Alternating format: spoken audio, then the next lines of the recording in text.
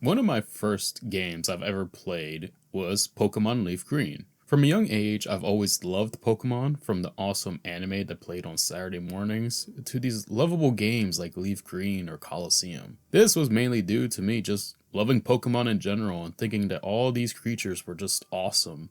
Like, how couldn't you think that? I mean, look at them. Even if you don't like the newer designs, you have to admit the older ones still kind of hold up to this day, even though by today's standards, they're kind of really outdated and very bland. But besides that point, something that hooked me, but I didn't get it at the time, was the gameplay. For me at the time, all I could think about was making my Pokemon strong and making them dish out these cool and powerful moves. And I understood at the time that if my level was higher than the other player, then I got to go first and usually one-shot their Pokemon because, well, I was way over leveled due to this mindset of just wanting to dish out these cool moves and mainly wanted to go first. It was a fun time, for me at least, robbing people of their money and showing off how strong and great of a trainer I was compared to them. It was amazing. And as dumb as it is, I was still fond of this early gaming time I had. I didn't know, however, that Pokemon would be the first game that would lead me down one of my favorite gaming mechanics, as well as certain games that come along with them,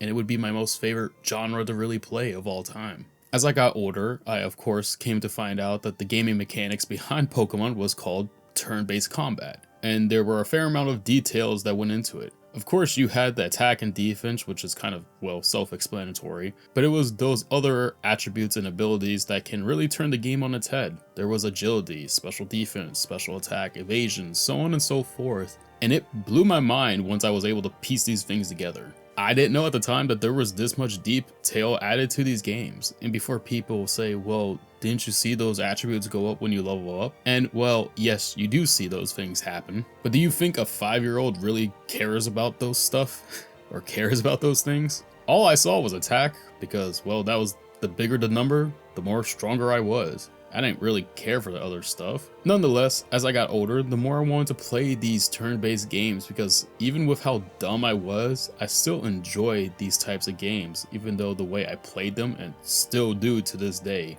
is bad. They brought me a joy because of multiple reasons. The first one is because of the thinking and planning that is kind of needed to be done with these types of games. If you go into these games thinking that, for the most part, that things will be easy, you may be sadly mistaken. Of course, things start off easy, and there is some leeway into learning the game, but of course, it stops holding your hand, like every other game, a little bit after the tutorial. You need to level up to the proper level, because if you aren't, you will be walked over like a doormat, and if you aren't familiar with the enemies you're facing in a certain area, or even underestimate your own abilities, it puts you at a huge disadvantage, because sometimes enemies can throw haymakers at you without you even knowing what hit you. And there's so many times where this has happened to me, like when I originally played Final Fantasy VII, some Pokemon games like when I got to Diamond and stuff, it happened to me a lot.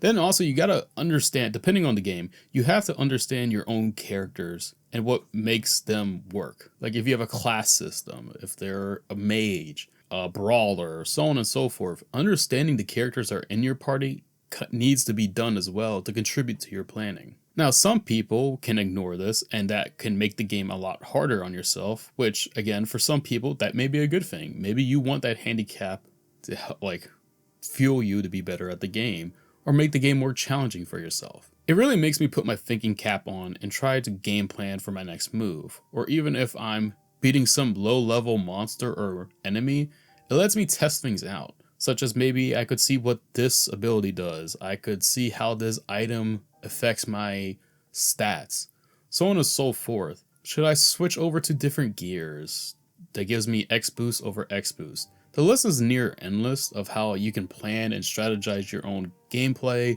how to get through an area, or what you want to try to level up to make sure you're at a proper level so you can complete the game and also continue the story at a fairly decent rate. This is pretty fun to me, or at least in my opinion, it's a very fun aspect of the turn-based games. It both makes the journey of them and the gaming side of them worth a whole lot more when it adds this layer of difficulty or really makes you think about what you should do next. The next thing, and it's probably one of the biggest if not the main thing of why I love these turn-based games, is the story and characters. Now, I could go on and on about all the stories and all the wonderful characters I've come to love through my many, many years of gaming on this worthwhile planet. However, as much as I would love to go over every single one in this video would just end up going on forever. And I do plan to make separate videos about a good chunk of the games that I really love down the road, and characters as well, on this hopefully long journey here. But I will say this. Turn-based games are what they're more probably known as for modern audiences, is like RPGs and JRPGs,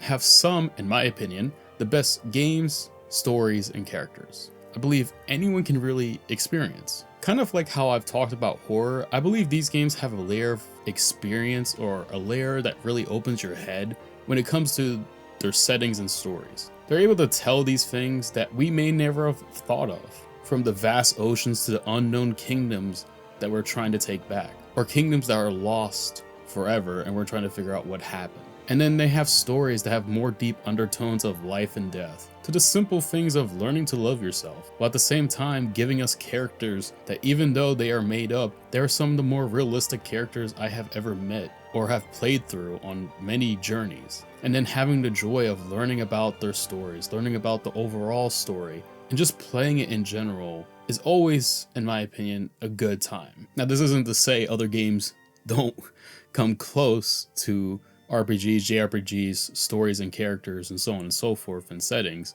It's just that I find it more prevalent in these games where I experience a level of more love and care from them. There are so many characters and stories that I've come to love, whether that's because the game is just good, that I fell in love with it all, to just touching me on a personal level that made me relate to said story or character. This also really makes me believe, in all honesty, that there is a story or a character out there for everyone. Just because these stories are just so vast, and every year I feel as most games get released in a good bunch, that people are able to find their game or their character that is for them. And yeah, I believe it is kind of hard to get into these types of games or this genre of games. But I think once you do, and once you experiment with the genre itself, there's a game out there for you. It could be lying in the most niche area, or it could be the most AAA game of all time. I really do believe that there is something out there for everyone. And personally, I love that. I feel like it can help anyone, or you'll find a game at the perfect time to help yourself. But also, it kind of gives me an excuse to explore other games as well. Maybe I can find another story that I love. Maybe there's another character that I fall deeply in love with too, that ends up being one of my all-time favorites. With the genre expanding at the way it is, and the amount of games that come out, yes, it is overwhelming, but the possibilities of finding new scenarios and stories and so on and so forth is starting to become almost endless. Now, all these things are what makes turn-based games for me so good, and why I believe they have always been good, and still are good to this day. But like most things, I think we need to talk or kind of discuss the future of this genre, and what better way than talking a bit about the direction these games are heading into. There is a fair amount of discourse around talking about this genre dying out, which if you ask me, I don't think so. But I can see how people can make a case for this. Turn-based games aren't the most eye-popping thing, right? And this is coming from a person who's a big fan of said games and or said genre. If you go into a random stream one day of someone playing one of the many games that fall into this category, you may hear someone, or even me, like I do too, talk out loud about their next move, or catch something in the middle where things don't necessarily make a whole lot of sense, since the said stream is in like part 3 or 4, and some chunk of the story is already done. You probably won't be interested in watching more of this said stream, or tone out whatever it is that's happening in front of you. And yes, you can easily make the argument that why don't people be curious instead of being judgmental, which is true, and also why would you join a part 4 of a story than going back to the beginning and rewatching part 1, which again is another true case. However, you can't really blame people for doing things like this.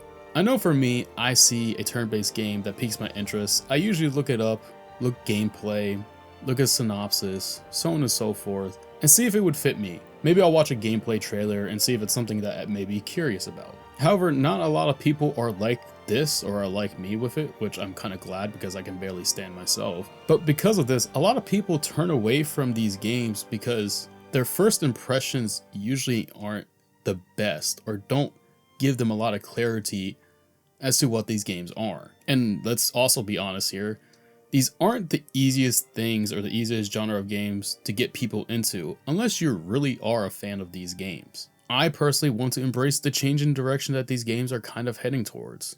And again, not because I think they are dying out, and to be honest, I never really believed this for a minute, but if making things a bit more flashier or things a bit more fun, that if you turned in at any random moment and it catches your eye, then I'm all for it. I stand with that I don't think turn-based games are dying out. You look at Baldur's Gate 3. I never played a Dungeons & Dragons RPG game before in my life. And I never played a game of Baldur's Gate in general. But when I tried it, I fell in love with it. And I wanted to play more of Baldur's Gate 3, but also play other games that are in this type of turn-based genre that Baldur's Gate 3 was a part of. And so many more people did this as well. So much so that it won Game of the Year in 2023. Also, at the time of me recording and writing this all out, Expedition 33 is looking to be a top contender for this current year to win Game of the Year. And it's another turn-based game, and even though I haven't played it, but I really want to sometime down the road, it looks breathtaking. And again, from what everyone says, the story and characters are once again a great vocal point for it. And I know it doesn't mean much coming from someone like me, but as much as I like the old way of things, where just like us people, we need to grow and evolve and be better. And that's what I think these games are trying to do. They're making them a little bit more flashier, making them more eye-popping to get people's attention, and they're trying to make things a little bit more easy for people to get into. But it also isn't like getting rid of things in general. There's still, again, I believe, games out there for everyone in this genre. And also, if you don't like this direction we are heading towards, there are still, I believe, a lot of older games that we probably haven't gotten the chance to play, and we can go experience those. But also, again, as we're aging, we're starting to get remasters and remakes of the older games. And it can help people play said X game because they never got to in their childhood or got to experience. And that, again, brings in new people for whatever insert game here, which leads to the possibility of good sales. And good sales, most of the time, companies keep the IP open. Whether or not that would lead to a sequel or not is to be determined depending on the game, but it could lead to merch of your favorite game or maybe a crossover in some way. Yes, change is kind of hard to embrace, but I don't believe that this new direction of how these games are looking or heading in is bad. I think it's the right track. Also, there's still plenty of games that are keeping the same old feel alive, and they should get as much love as these newer games as long as they're getting things right and doing things right. And also, if you don't like this new wave of games or the way this genre is heading, that's fine in my opinion. Just don't knock people down for wanting to try the new era of turn-based games. And again, it's like one of the things that I preach here a lot is that we just shouldn't judge things till we try them, at least for the most part. I love turn-based games because they add that layer of making me think more outside the box than what most games, in my opinion, do. They make you double think about yourself and your strategy and really push the possibilities of what you can do in game. There are also a chunk full of wonderful stories and characters that I really do believe you can find a story or someone for anybody in these amazing games out there that really fits you as a person. And maybe even find a story that impacts you in more ways than one. I'm looking forward to what this genre can head towards, whether that's coming out with a brand new system that makes things even more wild, or even new places that our minds never thought of. I can't wait to go on these said journeys while also sharing some of the older ones here, and I hope you all stay around to do so. This is the end of the video, and I hope you all enjoyed. If you did, maybe leave a like, comment, or subscribe to hear more of my dumb takes. And always remember, check your posture, get your water in, get your steps in, and always remember you're important, and try to have a great and safe rest of your day. And until the next one, I'll see you all later.